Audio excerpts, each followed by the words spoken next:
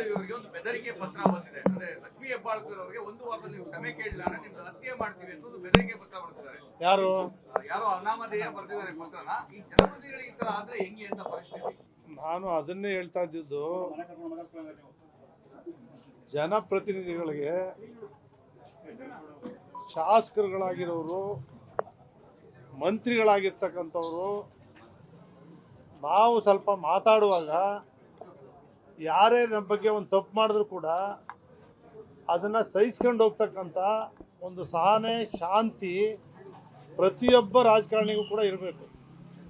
ದೇವರು ನಮಗೆ ಯಾರೋ ಬೇರೆ ಲಕ್ಷಾಂತರ ಮತ ಪಡೆದು ಗೆಲ್ಸ್ ಕಳಿಸಿ ನಮ್ಮಿಂದ ಇಂಥ ಭಾಷೆಗಳೆಲ್ಲನೂ ಬಳಸ್ತಾರೆ ಅಂತೇಳಿ ಅವ್ರು ನಿರೀಕ್ಷೆ ಮಾಡಿರಲ್ಲ ಯಾರೂ ಕೂಡ. ಯಾರು ಅನಾಮಧೇಯ ಪತ್ರ ಬರೆದಿದ್ರೆ ಅಂಥವನ್ನೆಲ್ಲ ಮಾಡಿ ಸಮಾಜವನ್ನು ಹಾಳು ಮಾಡ್ತಿರ್ತಕ್ಕಂಥವ್ರನ್ನ ಜೈಲಿಗೆ ಹಾಕ್ಸ್ಬೇಕು, ಪತ್ತೆ ಮಾಡಿ ಕೂಡಲೇ ತನಿಖೆ ಮಾಡಬೇಕು, ಅಂಥವ್ರನ್ನ ಜೈಲಿಗೆ ಹಾಕ್ಸ್ಬೇಕು.